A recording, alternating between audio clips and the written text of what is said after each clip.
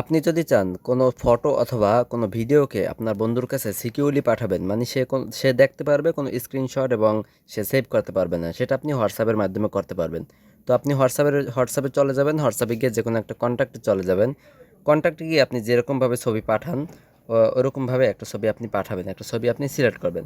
তো আমি এই ছবিটা মনে করেন সিলেক্ট করলাম।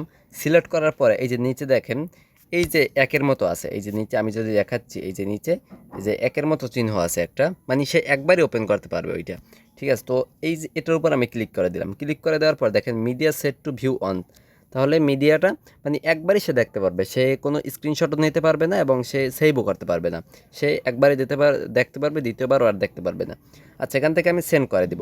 সেন্ড করে দেখার পরে দেখেন অন্য ছবি এবং ভিডিওগুলো যেরকম যায় এটা কিন্তু সেরকম যাবে না, এটা অন্যভাবে যাবে। তো এই দেখেন সে কিন্তু এই মেসেজটা কিন্তু দেখছে, দেখার পরে সে যদি ওপেন করে দেখেন ওপেন করছে লেখাচ্ছে, পরে আর কিন্তু এটা দেখা যাবে না। তো এভাবে আপনারা ট্রাই করবেন। আশা করি ভিডিওটা ভালো লাগছে, ভালো লাগলে অবশ্যই লাইক কমেন্ট এবং সাবস্ক্রাইব করবেন। ধন্যবাদ।